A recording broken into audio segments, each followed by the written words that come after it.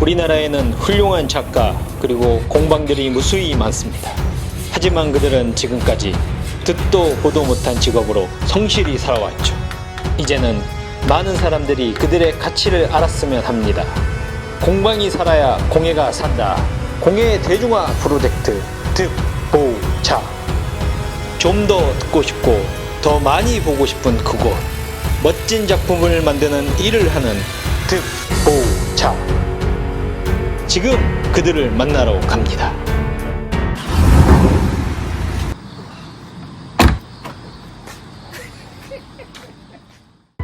네, 안녕하세요. 저는 라우드 공방장 대표 이병엽입니다. 저는 메이엔 전문 가방 9기 출신이고요. 그게 벌써 한 8년 전쯤 된 것 같아요. 취미로 시작한 지 13년 됐고, 메이엔에 8년 전에 전문 가방 1년 배우고, 그리고 나서 6년 전에 공방을 이제 마련을 했죠.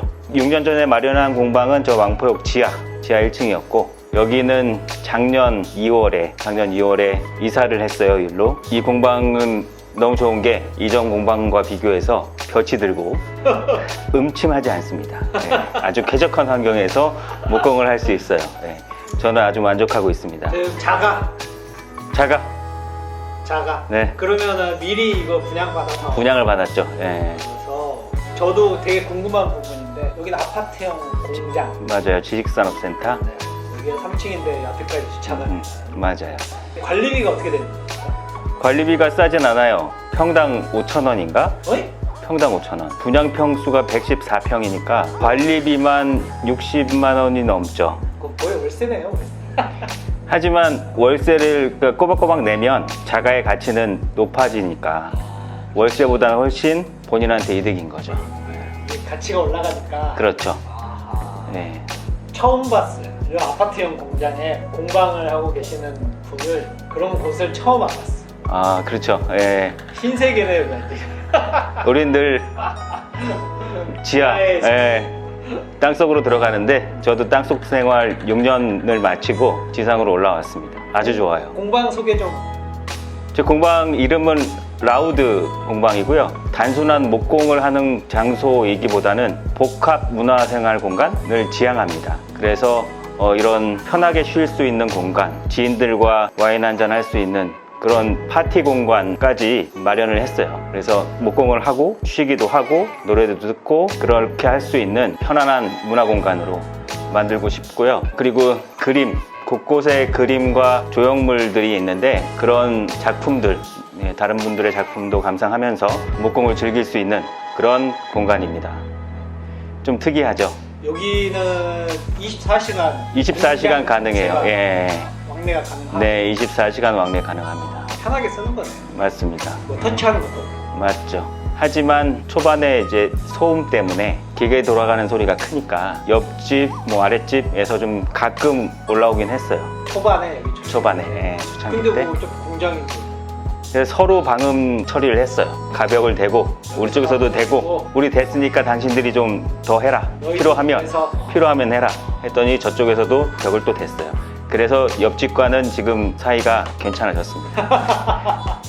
아, 그런 또 문제점. 예, 약간 이제 있네요. 붙어 있고 독립된 공간이 아니다 보니까. 그런 거에 좀 자유로울 줄 알아. 왜냐면 여기는 원래 공장. 예, 맞아요. 원래 공장인데 시끄러울 수 있는 거 아니에요? 옆에 다 공장만 들어오는 게 아니라 무슨 연구소 이런 시설들이 들어옵니다. 생산 기반 시설을 갖고 있는 연구소 이런 데도 같이 들어오기 때문에 자기들 현미경을 못 보겠대요. 진동 때문에. 뭐 그런 어떤 애로사항이 있었습니다. 그럼 혹시 이 단지 내에서도 뭔가 수익이 발생할 수 있는 그렇죠. 예. 프로젝트들이 이제 간단하게는 이 단지를 위한 이 건물 내 사내 동아리를 위한 영통 테크트리 목공 동호회를 만들어서 이제 사내 동호회나 각자 개인이 목공을 하고 싶은 사람들을 받아서 목공 동호회 활동을 하려고 하고요. 최근에는 옆집에서 저 방음 박스 만들어 달라고 해서 주문도 받았습니다. 오, 그런 장점이 있겠네. 진짜. 네, 아무런 홍보를 하지 않지만 보가다가 보면서 이렇게 목공에 관심 있는 사람들이 와서 구경도 하고, 요즘에는 그 워라벨이 중요하고 이런 공간에서 근무하는 사람들도 목공에 대한 그 애착이 있을 수 있으니 이제 동호회 활동을 활성화시켜서 건물 내에 목공 분위기를 활성화시키려는 그런 목표를 가지고 있습니다. 여기 제가 들어오자마자 깜짝 놀란 게 작품이 많아요. 미술 작품. 네네네. 원래 취미 미술 작품을 모으기 시작한 거는 이건희 씨의 영향을 받았습니다. 저도 이건희 컬렉션을 보고 왜 나는 저렇게 못할지 이런 욕심이 생겨가지고 그때 이후로 이건희 씨가 그 작품을 우리나라에 기증하고 뭐 그런 어떤 시점으로부터 아트테크에 관심이 좀 생겼고요. 작품을 사서 그 작품에 어울리는 프레임을 제가 만들어 보고자 합니다. 제가 갖고 있는 목공에 대한 노하우와 목공 기술을 가지고 그 작품에 어울리는 프레임을 만드는 거죠. 작품을 사는 대로 저는 그 작품에 어울리는 프레임을 하나 둘씩 만들어 가고 있습니다.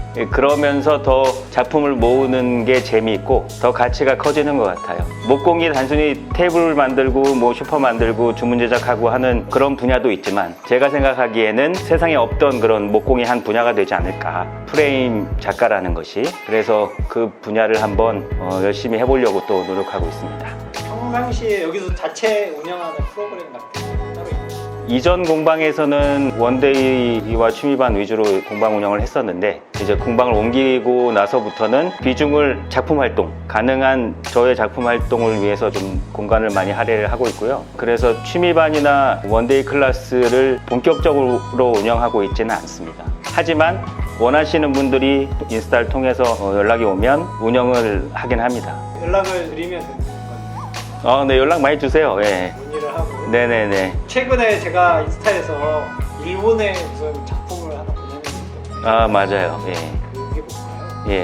제가 메이엔 구기 시절 할 때, 그러니까 8년 전에, 그때도 앞에 계신 사부님한테 늘 듣던 얘기가 있습니다. 여러분들은 작가가 되라. 우리가 지금 앞으로 미래를 준비하는 입장에서 목수로 살 것인가 작가로 살 것인가를 이야기해보자면 작가의 8시간의 노동일 가치는 분명히 목수와 작가는 틀리다. 작품 활동을 해라. 작가가 되어야 한다. 작가가 되는 목표로 열심히 목공을 하길 바란다. 그때 저희들은 주문받아가지고 뭐 반지 만들고 하면서 그게 무슨 얘기인지 잘 몰랐었어요. 그걸 귀담아 듣지도 않았습니다. 작가 아무나 되는 거 아니지 않아?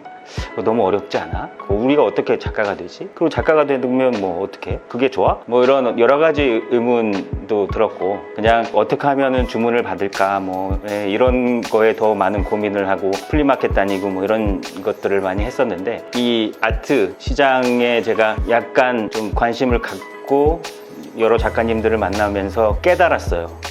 내 것이 있어야겠구나. 내 작품 활동을 하는 것이 진정한 목공의 한 길일 수 있구나 라는 그 8년 전의 사부의 말씀에 대한 깨달음을 작년에 얻었습니다. 그래서 이번에 본 벤치라고 해서 나무 자체로서의 편안함을 제공하는 그런 디자인을 이제 약간 조지 나카시마의 떡판 벤치에서 영감을 얻어서 제 나름대로 그 디자인을 다시 적용을 해서 나무 자체가 홀로 서 있을 수 있고 그 자체로서 탄성을 가지고 편안함을 제공할 수 있다 라는 어떤 컨셉을 가지고 이제 본 벤치를 만들었고요.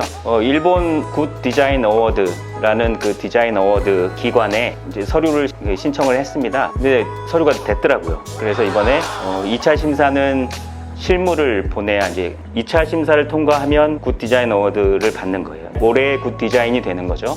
그 기관이 선정한. 그래서 벤치를 만들어서 별도로 만들어서 일본에 보냈습니다. 심사 결과는 8월 18일 나온다고 하는데 뭐 그 심사 결과보다는 저는 이제 시작하는 거니까 이번 뭐 심사에 어떻게 됐던 작가로서의 길을 한번 열심히 노력을 또 해보려고 합니다. 그런 취지에서 이번에 작품을 보냈는데 저는 기대 안 해요.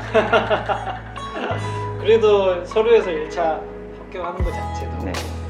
원래 우리나라에서는 1차 심사 합격하고 실물 보내면 입선이거든요. 그래요? 청주 공예 비엔날레 입선인데 아마 제가 봐도 입선해서 할 거예요.